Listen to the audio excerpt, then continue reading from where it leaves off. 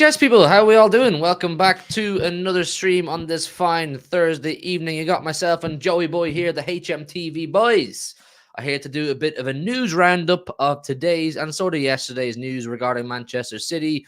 There's actually quite a bit to talk about. We were going to do a panel show, but it's hard to get the panel together last minute. They're all busy guys. They've all got lives to live. So you're stuck with the two best ones, myself and Joe. Joe, how you doing, mate?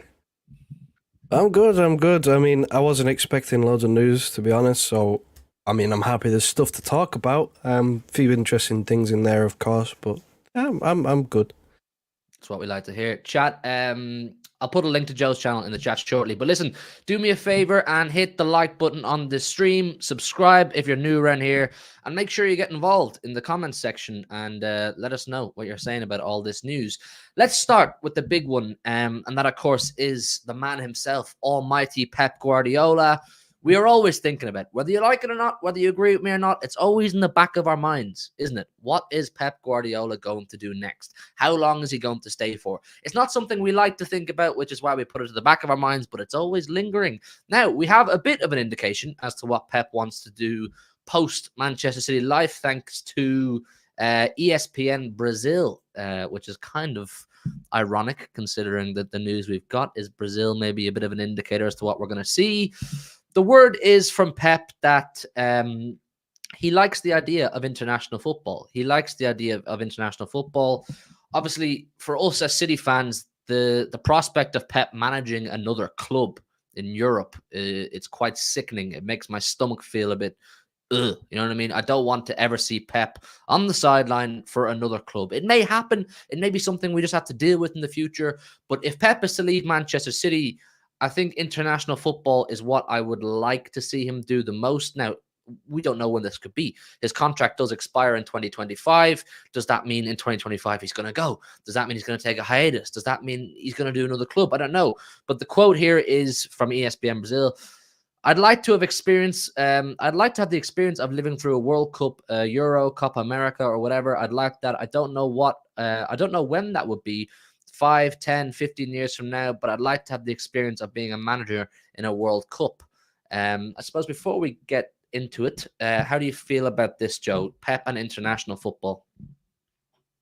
I feel like it's been inevitable for a while, at least from my point of view. He's always spoken or hinted at that he's wanted to at least try international level management because it's something that interests him. Of course, it's a very different football calendar. It's a very different role. There's no transfers or anything like that. It's a little bit more relaxed because there's not as many games. And of course, you get to handpick your selection every cycle. So you get to choose the players that you want to play. You're not stuck with a few players that maybe don't fit a system or anything. You can fine-tune your squad. So it's something that I think you'd have a lot of fun with. personally. I think he'd have a lot of fun with being able to select 23 players at random to play for their country and figure something out. And he'd do a good job. He'd be very successful because he's successful wherever he goes. Where he'd go, I'm not too sure about that one. I mean, the obvious one that jumps out to me is Brazil, because he's been linked with a Brazil job before. Maybe Spain because he's Spanish, although is there maybe a whole thing with the Catalonia thing. I don't really know. People keep throwing the England job his way. As much as I'd love that, I don't see it happening. I hate that. I hate that. You'd absolutely hate that. I mean, to be quite, it's not going to happen. I don't think that's going to happen. But people keep throwing it about. He would win England a Euros or a World Cup or something. Like, and you think of the pool of talent England have. If Pep Guardiola got his hands on Bellingham, playing with Foden, Harry Kane, all that, Rashford, whoever, Saka, he'd cook. He would. Yeah, so I get why people throw his name about, but I think it's a little bit unrealistic, at least at this point. But I think it's going to happen. Whether he takes a sabbatical after he's finished with us and then goes to international management, I see that being a possibility. Probably the most probable situation where he's done, he'll have done a decade with us. I think he takes a year or two sabbatical and then goes on to his international management. Got to sneak Rashford in there, didn't you? Whoever. They've a good attacking complement of players. I think Pep would make Rashford a better player and a more rounded player. But in terms of what country he would go for, there is a quote here. He says, "I would like to train a national team for a World Cup or a European Championship. I would like that. Which country? I don't know. Who would want me? To work for a national team, they have to want you, just like a club." Pep, I can confirm, I think they'd all want you. I think pretty well every club / country in the world would happily take Pep Guardiola at the captain of their ship, if you like. But no, look, with Pep, he's conquered club football, hasn't he? He's owned club football kind of almost since he started with Barcelona. Smashed it with Bayern Munich, won everything with them, bar Champions League. Comes to Manchester, does what people thought he couldn't do, which was adapt to English football and dominate in English football. People said he'd only last 2 or 3 years and he'd be sacked and he wouldn't be able to bring the tiki-taka to England. And he did. He came, he saw, he conquered, but he's not gone. I mean, the first quote does say, who knows when, 5, 10, 15 years. We hope it's in 15 years and he does another 15 with Manchester City, but it's definitely on his radar. I mean, he's conquered club football. If he was to go into international football and win a World Cup with a Brazil or an Argentina, I think he knows damn well that would cement him, in my opinion, as the greatest of all time.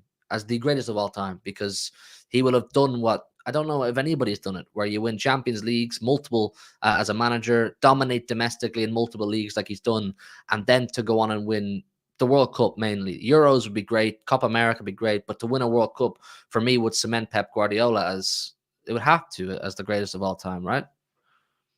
Well, yeah, because like you said, who else has done that? I can't name a single manager that's done that. There may be one out there. My knowledge on managers isn't great.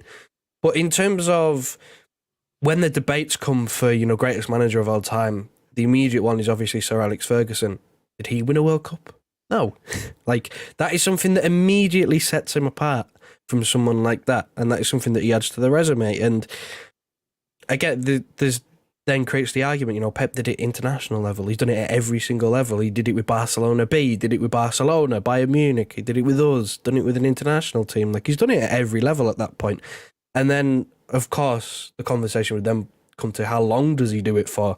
Because, again, at that point, if he wins a World Cup, he genuinely has nothing else that he can do because he has achieved everything in management at that point. So, like you said, hopefully it's in 15 years and he stays with us a bit longer. But, I take a little bit of comfort from that quote, actually, that he's, 5, 10, 15 years. It means he's planning to stick around with us for a little while longer.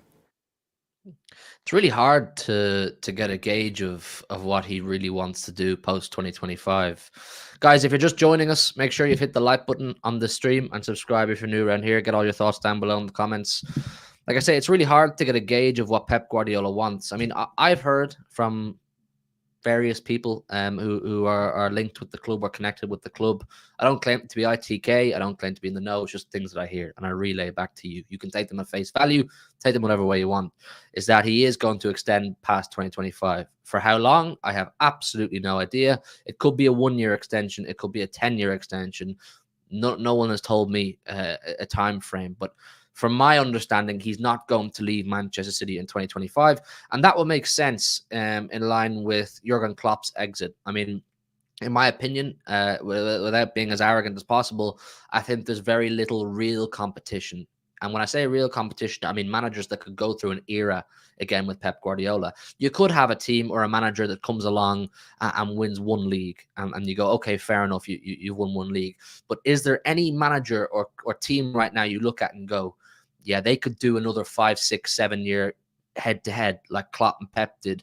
No, I don't. And Pep will look at this. He'll assess the competition himself.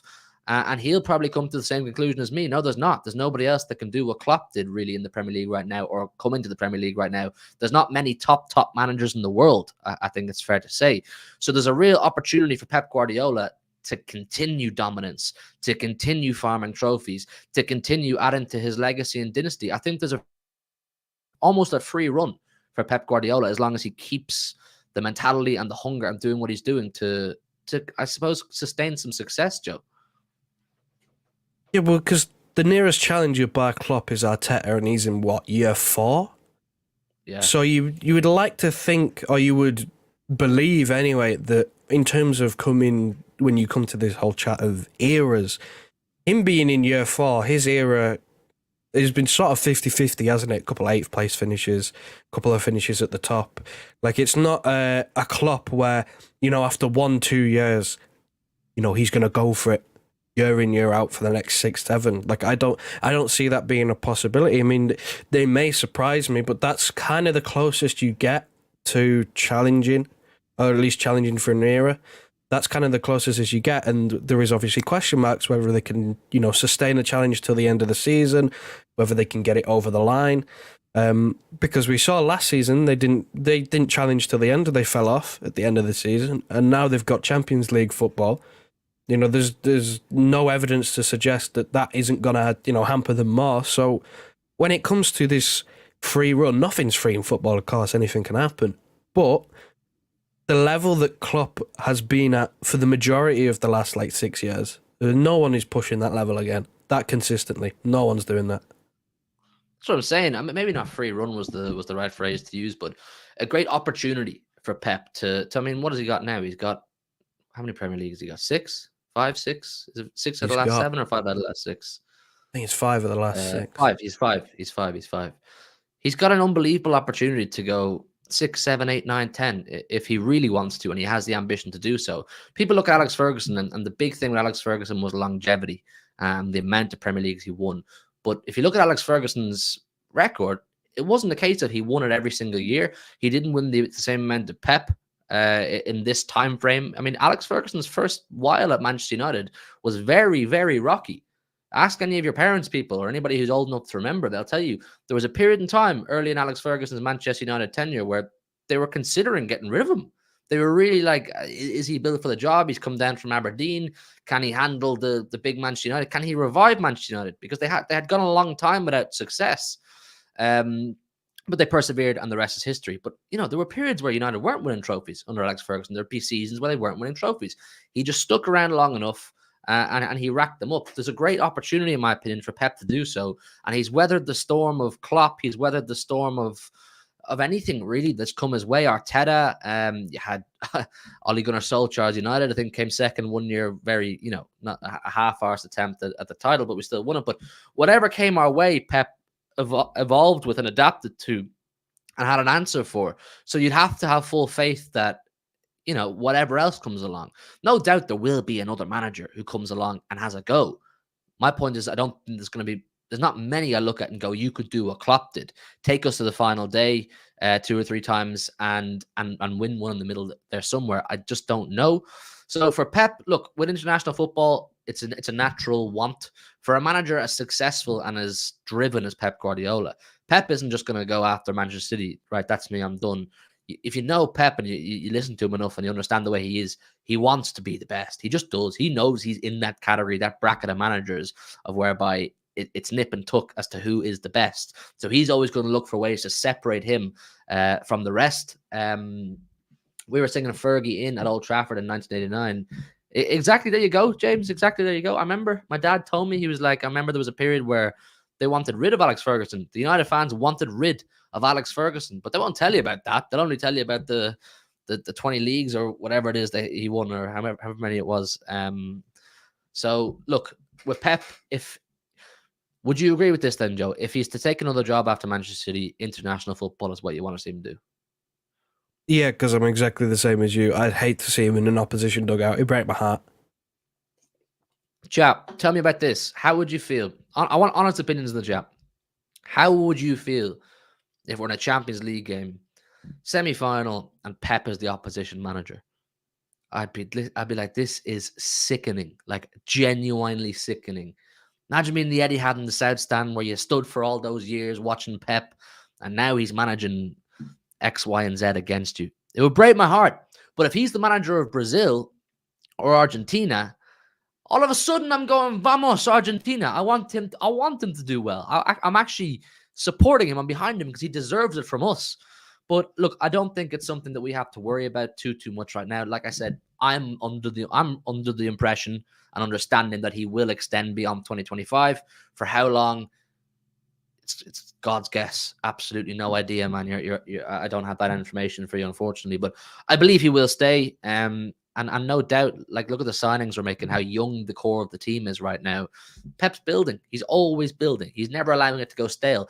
If Pep had no intentions of going beyond 2025, he wouldn't be signing your Dokus. He wouldn't be offering Oscar Bobb's new contracts. He wouldn't be signing Vardiols. He wouldn't be signing any of these young players because he knows that the quality in the squad we had beforehand already was sufficient to get him to 2025. And, you know, if he put more effort into keeping Gundogan and Mahrez and not getting Doku and Vardiol and keeping Laporte and just keeping the band of the treble back together or keeping the treble band together, he could go to 2025 and keep winning trophies, I've no doubt. But he's thinking about refreshing and continuing. So I believe we're gonna see more years of Pep Guardiola. James says he'd be sick. Elder says it will be betrayal. Seriously, do not compare the first years for Sir Alex Ferguson at United and the first years of Pep for City. The clubs were in extremely different situations. Care to elaborate, Carnivore? Mancini is with Saudi national team till 2027. Yeah, it's mad that Mancini's out there doing his thing. Fair play to him. Guys, we're going to move on to the next story of the day. That's kind of your Pep news. It's nothing really to worry about as of right now. He's always, as long as he's with us, as long as he's in a job, essentially, Pep is going to be asked, what are you going to do after City? What are you going to do after City? Everyone wants to know what's going on in the mind of that crazy bald man. Make sure you hit the like button. Guys, get the likes up. Massively helps us here. And keep getting your thoughts in. I like reading what you guys have to say. Now, the next story it's a good one. It's kind of almost interlinked to what I was saying about keeping it refreshed and keeping young players in the squad. It's kind of just a quick piece of news. It is breaking from Jack Gone, so it doesn't get more reliable than this. Oscar Bobb is set to sign a new long-term contract with Manchester City, which I think for every reason under the sun, it's good business for Manchester City. And I think the two worth looking at within those reasons is the first, if he doesn't make the grade at Manchester City and he doesn't become what we all believe he can become, you'll sell him on, just like we did with Cole Palmer for 45, 50 million, and you'll make good money out of an academy graduate. It's fantastic business from an economic standpoint. And then from a footballing standpoint, I'm very excited. I don't know about you, Joe. I'm very excited about Oscar Bobb. I've got high hopes for Oscar Bobb. I love watching Oscar Bobb. He's a breath of fresh air. I felt he was a breath of fresh air against Thingy the other night on his Premier League debut, scored that goal against Newcastle. He's one to be excited about. So for the club to lock him down to a long-term contract, I think all in all, it's solid business. Well, it's sensible because we do this a lot, don't we, with young players, like you said, where we tie them down to contracts, and then if they don't progress like we think they may progress and they get tired and want a new challenge somewhere else, then we make a profit. And it suits everybody to a T. Like, everybody gets what they want. We either get a very good player because I mean, for one, let's get this out of the way. You have to be operating at an extremely high level in football to be playing for this team.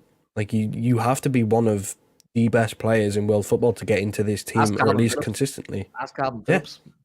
Like you have to have something about you to get in this team. So we either get a very good player for relatively nothing because he's come through the academy, or we sell him on for profit. So it's a win-win either way. So it's sensible. The expectations are getting higher every single week with every single time he plays, because every single time he plays well. Like, he's taking his opportunities. He's not getting many, granted, but every single time he is, he's taking them. Like, he's scoring goals. He's helping the team out. Again, like you said, breath of fresh air. He's doing things that, you know, maybe we haven't seen from other players, or, you know, it's certain things that I find with academy players, especially forward players. I said this about Cole Palmer when he was here as well. They're almost fearless. They're almost playing like they've got nothing to lose, essentially, because they've got to prove themselves. So he's willing to take people on, but he also knows at the same time that his role is important in that he can't lose the ball. So he's doing, both sides of the ball. He's taking players on, but he's also retaining possession, which I think he's a perfect Pep Guardiola player. Personally, he's versatile. He's willing to play a couple of different positions. He can do a couple of different roles on the pitch. He's even played at a false nine at times. So Pep clearly likes him, likes his versatility, and that's going to help him. I think it's a sensible option to extend the contract. And he's playing well as well. Like, he genuinely is just playing well. He is playing well. He looks very comfortable in the system. Like, when new players arrive at the club, particularly wingers, as we've seen over the years, it takes them a year or so to really get comfortable with Pep Guardiola's demands and understanding of the system and what their roles and responsibilities are. Oscar Bobb just fit in like a glove. Every time he's on the pitch, he just looks like he knows what he should be doing.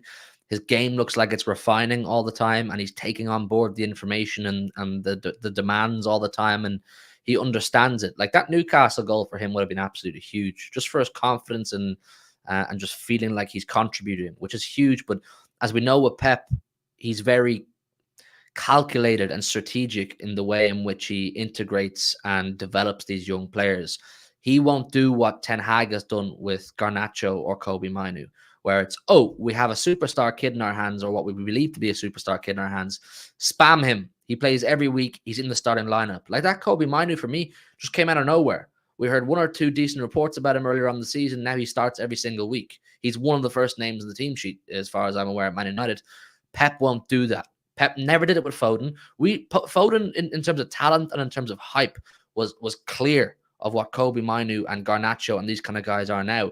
But Pep always was reserved with his exploiting of Phil Foden.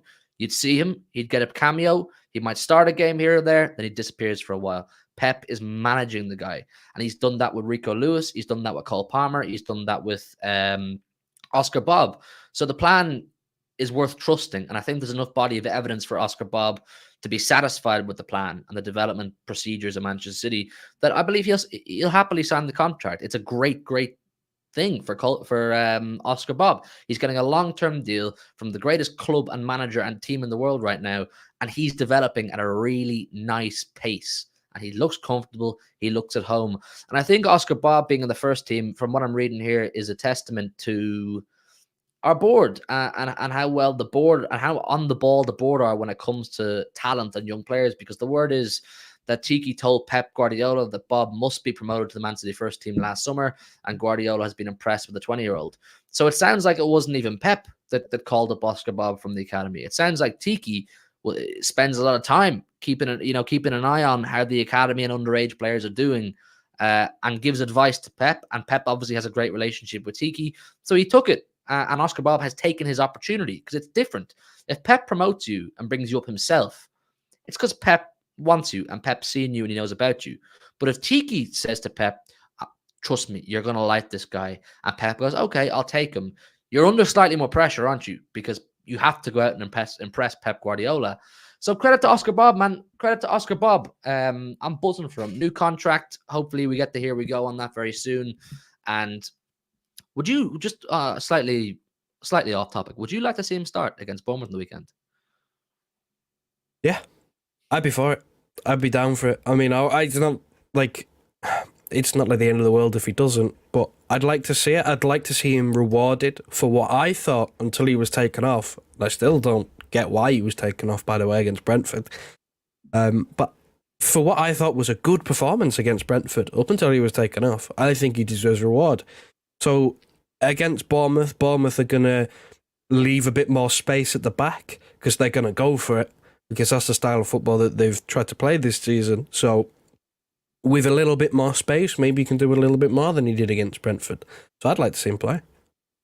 I'd like to see him play. Chat, yes or no in the chat. Would you like to see Oscar Bobb start against Bournemouth? People in the chat saying Palmer wasn't patient. Palmer's one of the cases of people not willing to wait and trust the procedure, the development procedure. Pep never wanted rid of Palmer. He just couldn't guarantee Palmer the minutes he wanted at this period, at this time in his career. Instead of waiting and going, okay, Pep says I'm not ready for these minutes, but I'm in the right place and he sees a future for me, I'll wait. Palmer said, I want to go. So go. We're stop a player who doesn't want to be here, especially when you get a really good offer for a young player who you paid nothing for, another academy graduate, 100% profit type thing. Go, do your thing, Palmer. Guys, once again, make sure there's 150 in the building. Make sure you've hit the like button on the stream. Let's get the likes up for myself and Joe. There's also a link to Joe's channel in the chat there right now. HMTV, me and Joe do podcast style things like this multiple times a week, and Joe makes his own videos. Congratulations to Joe as well. You hit 7K today. W's for Joe in the chat. Hit the big 7K. Come on. The link's there, guys. Go and show some support to Joe. Now, let's keep it moving. Big up Oscar Bobb. Make sure you've hit the like button, guys. I want to move on to, where has this story gone? Here we go. This is another story similar. It's in the same bracket of stories that will reoccur every couple of months, which is the Erling Haaland story. Erling Haaland and his future. It kind of reemerged yesterday or the day before from Sam Lee. Sam Lee is a relatively credible Manchester journalist as well. He's at the press conferences. He's on the ball. I quite like Sam Lee.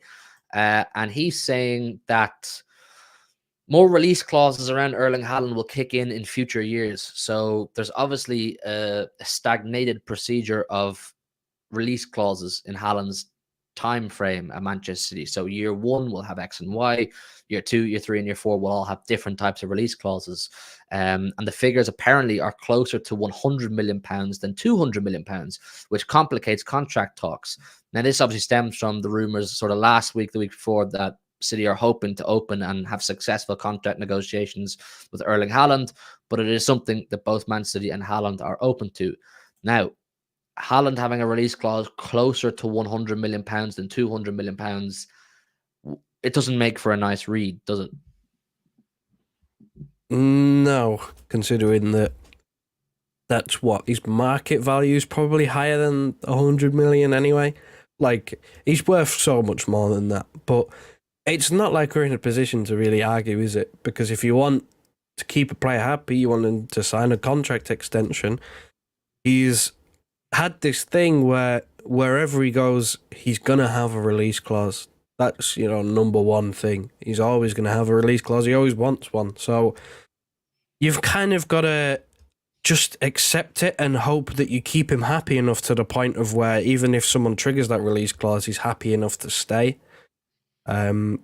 Because that's kind of where I'm at least anyway, because there's not really much wiggle room. We've kind of got to bend over for his demands, because if we want to keep him, then keeping him happy is kind of the way you go about it. And if keeping him happy means him having a 100 million release clause, so there's a chance for him to leave when he wants, if he wants, then so be it. It's worth keeping him. Yeah, 100%. You kind of hit the nail on the head with Erling Haaland. It's quite clear from when you learn about Haaland and his entourage and the way they operate in negotiations is that they always give themselves an escape route. They'll always give themselves an escape route. It was done at Salzburg. It was done at Dortmund.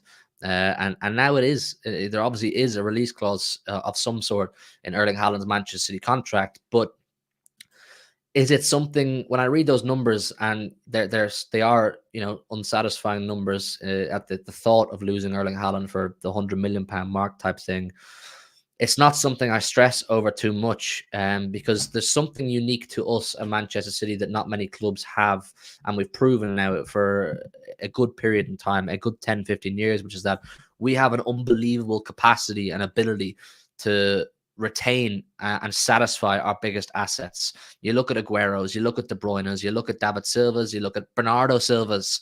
You know, in all the years that we thought Bernardo was going to leave, he's still here. Companies, whoever, any of our top players that's the club really want to hold on to. Pep, the biggest of all, we always find a way to keep them happy, keep them satisfied, and essentially make them feel like any offer that comes my way, is it going to be better than what I have here? And City always make sure the answer to that question is no.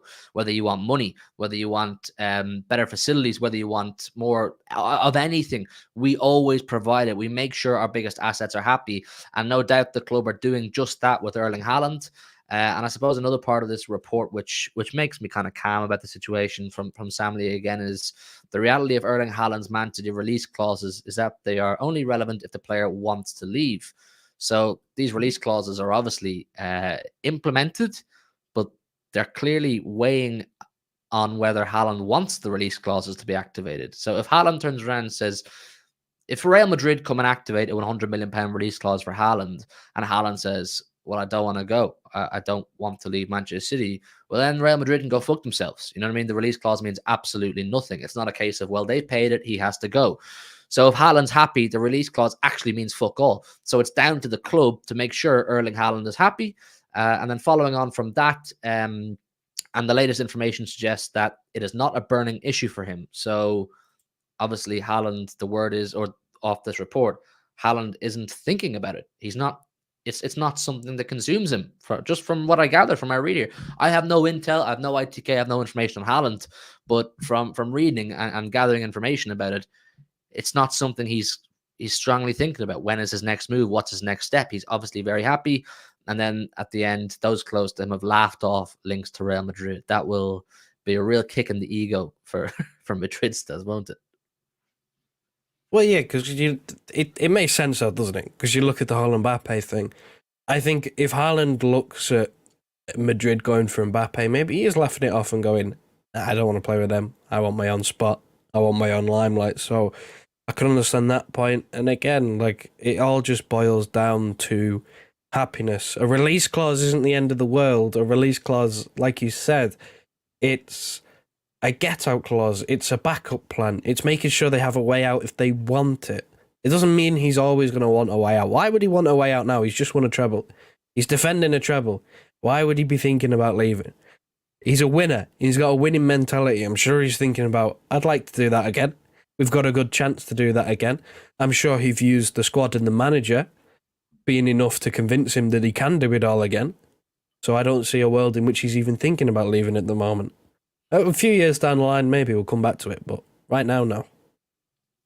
As I say, as long as the club keep showing ambition and the club keep striving in the right direction, and that includes signing the right players, that includes just showing all the ambitions to sustain this success, and or at least be in the mix to sustain success. Like, I think if we don't win a major honor this year, i.e. Champions League or Premier League, I don't get the impression Haaland's going to turn around and go, right, time to go. You know, the party has ended here in Manchester. I need to move on to the next big thing. No, I think we're in a position whereby as long as we can show to our biggest assets that we are, you know, if we lose major honors this year, we're going to do everything in our power to go and win them back again next year. And you're going to be part of that project. And of course, keeping Pep Guardiola is a big thing. I don't see why Haaland will turn around and say, well, I want to go. And then, of course, as you mentioned, Mbappe, we're expecting, I assume you're all the same, chat, you're expecting Mbappe to go to Real Madrid. If you know me and you've watched me plenty of times here and on HMTV, you'll know I don't think it makes sense for Haaland and Mbappe to play in the same team.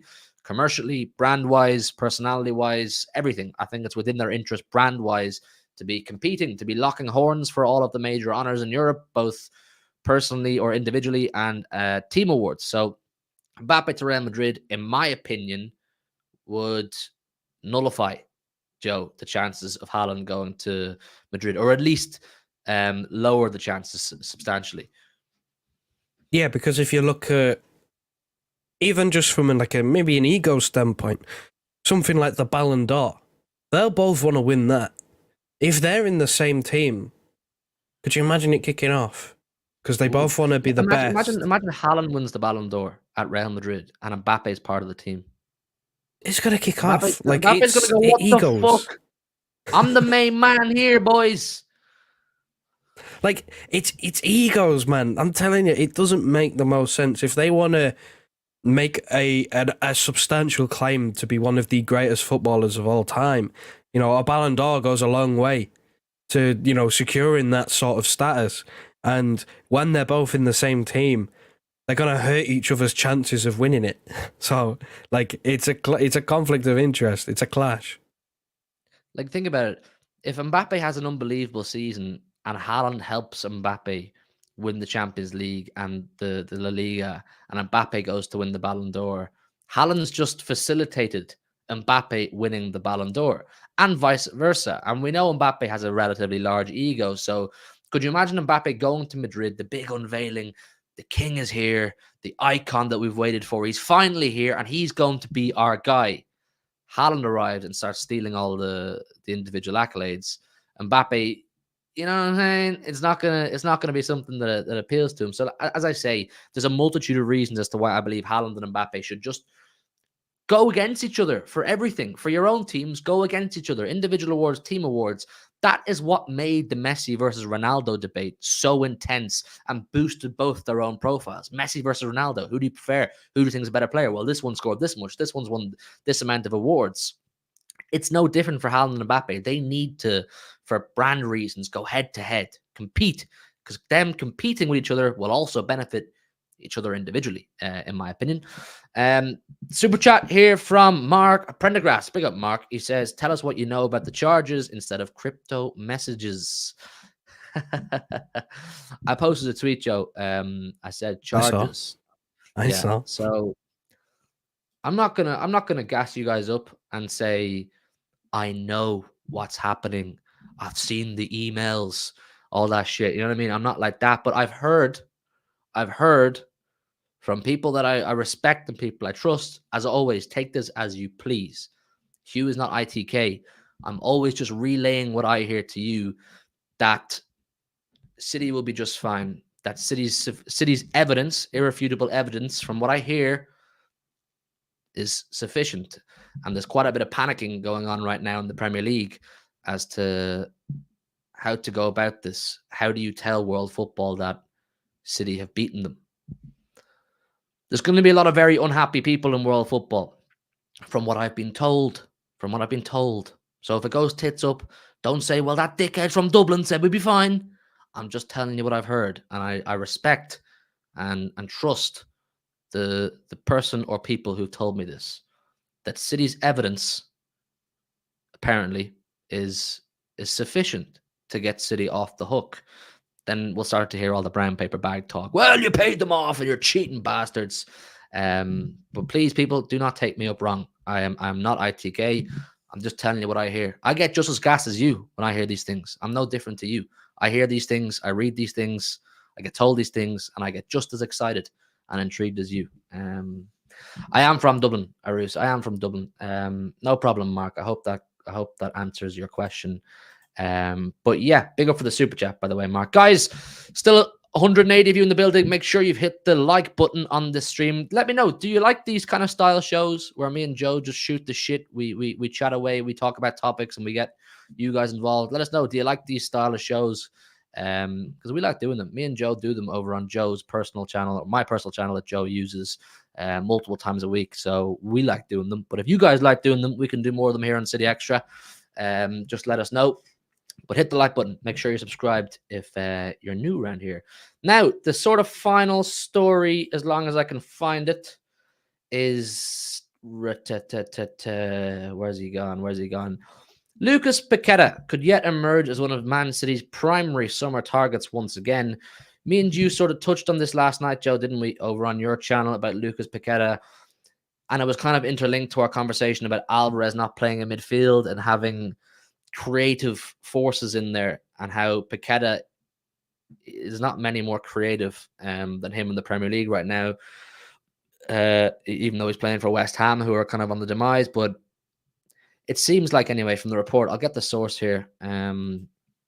Who's saying this is the question. Who is saying this is what I want to know. According to information from Talksport's Alex Crook, when I hear Jesus. Talksport, I kind of go, but at the same time, I could see it being true because we've showed a lot of interest in him. We did try to get him, but man couldn't keep off his bet naps. Either way, if City were to re-emerge again in the process to get Lucas Paqueta, is that something that would gas you up, Joey boy? It interests me. It interests me a lot. I think he's a perfect little Pep Guardiola player, really. He can play a multitude of positions, so he fits the whole small squad vibe that we have going on, where I believe this season alone for West Ham, he's played left wing, right wing, he's played in the 10, he could play as an 8.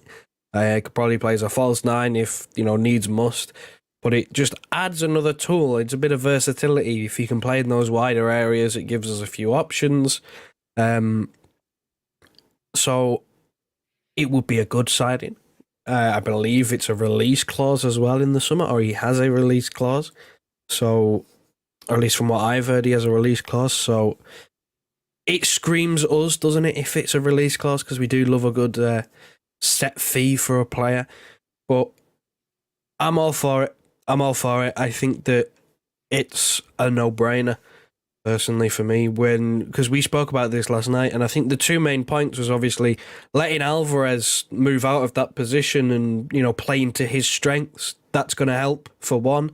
And the other thing that's going to help is Kevin De Bruyne's age. He's getting older. He can't play every week. We're going to need an extra body, an extra creative body in there to fill in 4 games. You're thinking, home games against newly promoted sides and, maybe even Bournemouth coming up at the weekend, a game like that where ideally you wouldn't want Kevin De Bruyne playing because you want to save him for these big Champions League ties and, Anfield and all of these games. Lucas Paqueta would fit that mould perfectly. So it's a player that I'm not surprised we have interest in. He's Premier League proven as well. He's come to the league, he's played well. He knows the league, so there shouldn't really be any issue. So I'd be all for it. Of course, there's a few other names. We spoke about Wirtz and a couple others last night, but Paqueta seems to be the one that comes up more often than not.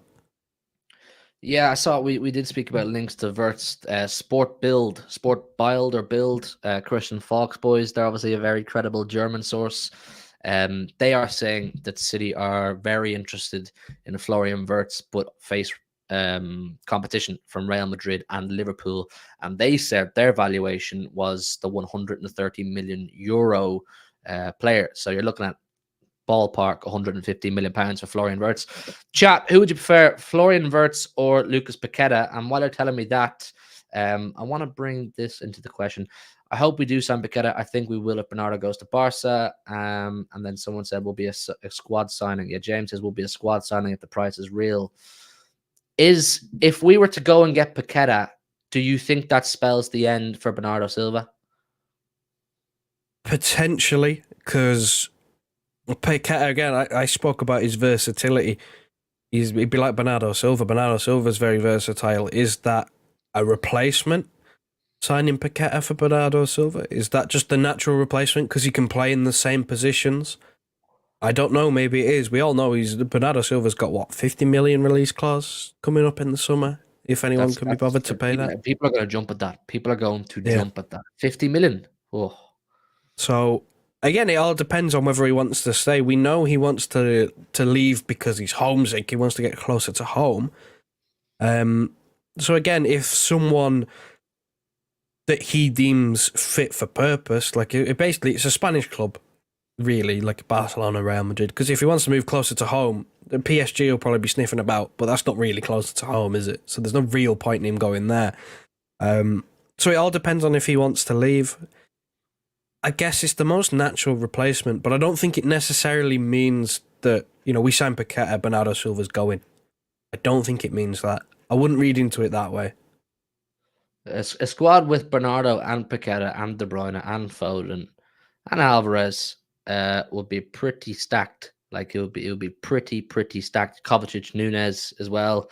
You're looking at a pretty strong array of midfielders and wingers. I know Paqueta can play I think it's on the left. I want to say. I think he can play on the left wing as well as in the middle. So he does tick all the boxes, doesn't he? This report says that Guardiola is still a keen admirer, despite our unsuccessful attempts to get him last summer. Because as I say, he ticks all the boxes. He can score goals. He's really creative. He's versatile. These are all the things that Pep Guardiola will look for in an attacking player. I see on this report, it says Paqueta's advisors could take legal action against the FA over loss of earnings. And despite handing over access to his phone back in October, the 26-year-old is still in the dark over whether he will be charged over allegations of betting rule breaches. I'm kind of confused. Why has he lost earnings? Have West Ham stopped paying him while this is ongoing? It's one of two things for me, and it is obviously the first one that would come to my mind is that because he's under investigation, there's some sort of contractual thing where he's earning less money at West Ham. I don't know, or they believe that our interest was so concrete and we only didn't sign him because these betting allegations, and he would have been on a higher wage packet with us. That maybe that's the loss of earnings they're talking about. We're going, look, you stopped him from moving clubs and earning more money. That's exactly what Super City says. Lost earnings. Yeah, that actually makes more sense. That didn't even cross my mind.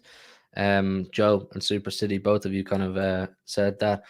Paqueta, big chance City will sign him in the summer. City waiting to see what happens over the betting charges. It's really elongated, this betting charges thing, isn't it? Like it's going on quite a while. October, we're now nearly in March.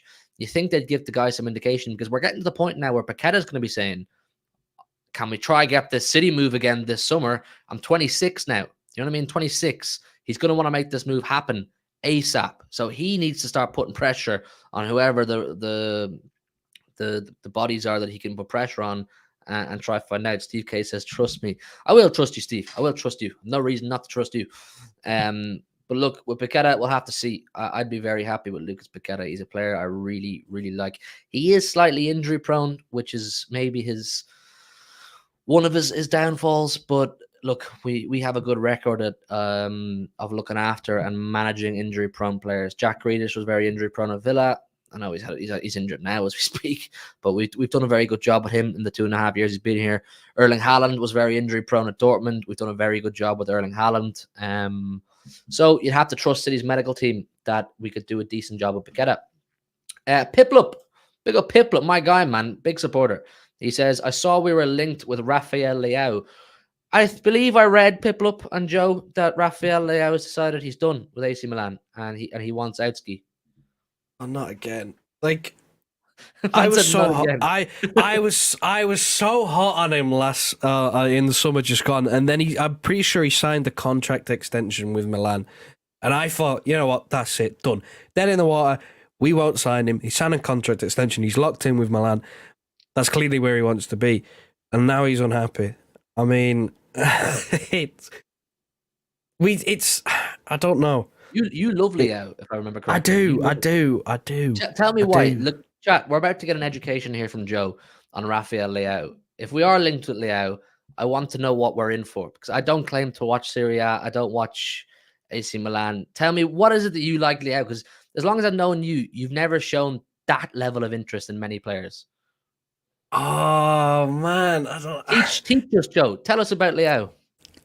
It's hard to fucking describe him because I don't really watch Serie A. I've only really watched him in the European competitions, Champions League, maybe a couple of Europa League in the latter stages there.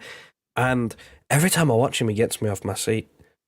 Like, he's just a superstar player. Like, he's a goal scorer, he's a goal getter. Like, he was something different. I think the main thing for me when I was looking for another wing player was he's something different. Like, he's direct, he wants to score goals. He's very much attacking player. He's maybe not as creative, but like it's just something different. It was like a plan B, like someone who I thought would really push Grealish. And then we went for Doku, which is maybe in between.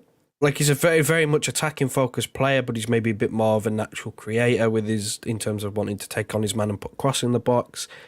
I don't know why I was really hot on it. I don't really get hot on players like that. But I really wanted him, and then he signed a contract extension, and I was devastated. And I was like, right, well, that one's not going to happen. And now he's unhappy. But it's at the point now where we've already signed, a direct pacey winger. We've already got a Jeremy Doku. Like I don't see that being a reality, and where we'd go in for a Leo, and he plays off the left as well. I mean, Grealish plays off the left. Doku's been tried off the left. Unless the future for Doku is try him off the right, which I'd like to see, by the way, because I think it suits him a little bit better as what he currently is as a player. But I think we'd be like so lopsided if we were to go and sign Leao. Well, one, it'd cost a lot of money, but we'd be so lopsided. Like we'd have so many players who could play off the left wing and have like no one that could play off the right. No, that's true. That's true. To be fair, I do remember that we were linked with Leao for a while. I think Martin said we decided against it there in the chat. Martin Series says City want midfielder, maybe 2, winger, fullback for summer, up to maybe 5. In all, depends, but some names are wide of the mark. You're gonna have to give us more on that, Martin. Tell us what names are wide of the mark. We need that we need the hype trains. We need some sort of hype train to hop on because it's been relatively quiet regarding players we can get on board with. Steve K in the chat here again said, yeah, German journalist friend of mine told me that Florian Wirtz isn't Premier League ready. I don't know why I feel Florian Wirtz is Bayern Munich bound. I don't know why. I just think he's German. Bayern are the powerhouse in Germany. They'll pay for him. Bayern have such a history of just nabbing all the best players in Germany, whether it be Dortmund, Leverkusen, whoever. I feel like Wirtz is Bayern bound. Will we see him in the Premier League someday? I don't know. Maybe. Piplup again. Big up Piplup. Also, we were linked with Alan Varela months ago. Do you know who that is, Joe? Oh, the Porto guy. Porto. I can't say I'm familiar. I can't say I'm familiar, to be honest. He's Porto, Piplup, isn't he? Saw him last night for Porto. Decent player. I knew I recognized the name. Varela played last night for Porto when they beat Arsenal. So big up Varela and big up Porto and big up Piplup. Yeah, the Porto guy, exactly. I want Kimmich and Davies from Bayern, and if Bayern get Alonso, then it'll be exactly. I mean, for you, Joe, Wirtz to Bayern, Alonso to Bayern brings Wirtz with him. It seems like natural progression, doesn't it? It does. Also stops Liverpool from getting their hands on Wirtz and Alonso as well, because that would be slightly terrifying. But it's natural progression. It's Bundesliga all over. Bayern Munich don't win the league. What happens? The team that won the league instead of Bayern Munich, they go and steal their manager and their best player, and then Bayern go and win it for the next 10 years. Like, it's just Bundesliga. Like it's Bundesliga all over. That's what they do, isn't it? Like once every 10 or 11 years, one team will win the league that's not Bayern. Then Bayern will just go buy their best players. Go, right, you're done. Your time is up. We are taking your players. Martin, it's hard, mate, as Bobb new contract. Don't know Savio. Yeah, we got Savio, don't we? And got Doku, Jack, etc. Someone has to go. We can't have 5 wide men. I don't know why I feel like the one to go is Bernardo. I keep blowing hot and cold in this chat. Do you guys in the chat think Bernardo stays this summer? Sometimes I feel like he's going to stay. I believe he should do another year or two because he only is, 28, 29. Like he's in his prime, and he's in the best place for his prime. But then again, we've been not riding our luck, but like really pushing so many times to keep him, and it's worked. How long can that keep running? Do you feel like this is the summer that Bernardo finally goes? Well, it's hard to say yes or no because of the circumstances. If he wants to go closer to home, you're looking at a Spanish club. You're not looking at a Portuguese club. He's far too good to go back to Benfica now. Like, he can't do that now. He's just so good. Like, he'd have to go somewhere else in Europe. And then you look at Real Madrid, they don't need midfielders. They're set. They are set for midfielders and forward players. They don't need anything else. And Barcelona can't afford him. They don't have cash. They still owe us cash. Like, come on now. Like, if he had the opportunity, this is the way I view it. If he had the opportunity, if he had exactly what he wanted in a new club, close to home, on the table, he'd take it. He'd take it in a heartbeat. But I don't know whether he will have that offer on the table. It's just so hard to call. I want him to stay. Absolutely love Bernardo Silva. But look, listen, guys, there's 200 in the building, which is great numbers. Great to have you all join us tonight. Make sure you've hit the like button on the stream. I'm going to put a link once again to Joe's channel. We massively appreciate Joe here on City Extra. Hit that link and just hit the subscribe button. It's free to do. Just hit the subscribe button to Joe and help support other good City content creators. Because we need to all stick together, man. We need to all support each other. We need to not be like the Reds, whether it be Arsenal or United. They're all divided. All their fan channels, all their content creators, they're always arguing and spatting, whether we like to collaborate. We like to work together and help each other. So make sure you hit that link in the chat there and hit the subscribe button for Joe, because we appreciate him. We appreciate him. But I suppose that's kind of it, really. That's kind of it. That's all the news. Pep, Bobb, Paqueta, Haaland went over a fair bit. Time flies when you're having fun. Martin is live at 10 p.m. if anybody wants to chat more. No, Martin, you're all right for the plug. You're always allowed to plug your stuff here. Like I say, I practice what I preach. All the City fan channels, we want the support. So Martin's live at 10, the Mancunian way. Go over there. Martin regularly contributes here, and he's always a great person to chat to. So go over at 10 p.m. the Mancunian way, and he will keep you entertained for the evening. But as I say, the link again in the chat for Joe's channel. Once again, to thank Joe for giving us an hour of his time. Did you see the news that Grealish will be back for the derby? I saw news that Grealish should be back for Liverpool, and that his injury wasn't as bad as we initially anticipated. Would you like to see Grealish play in the derby? Do you think if he's fit, would you play him? If there's no risk, yeah, because that Anfield game, he is so needed for that Anfield game. Like, he's going to be so important for that. I don't trust Doku at Anfield because he'd lose. A Klopp Liverpool team in transition is one of the scariest things I've ever seen in football. So I wouldn't want like a Doku playing at Anfield. So I think Grealish is so important for that game that if there's no risks with playing him against United, then yeah, sure, why not? But if there's a little bit of a risk there that he does something, then no, we need to save him because he's just so important. I agree. I think, look, because of the time frame we were given a couple of days ago, he probably would be fit to play. But do you want to take the risk, like Joe said, bearing in mind the fixtures we have coming up after that? Like, we'll want them for Arsenal as well. We'll want them for Villa, for Brighton, for whoever. So, as Herbal says, hope it's true. But look, let Pep and the medical team make up their mind as to whether the derby is the right place to play him. Listen, chat, we're going to wrap it up. I'm live at 9 on the Big Six. Going to be previewing the weekend. There's a Carabao Cup final, isn't there? City, Bournemouth. So plenty to talk about in the Big Six. Martin's live at 10. So there's plenty for you guys to keep entertained throughout the evening. Once again, Joe's link is in the chat. Joe's always making videos, and he's always good to us here, and we appreciate him. So listen, guys, smash the like button on your way out. That's your homework. Hit the like button. Subscribe if you're new around here. Leave all your comments down below if you're watching it on playback.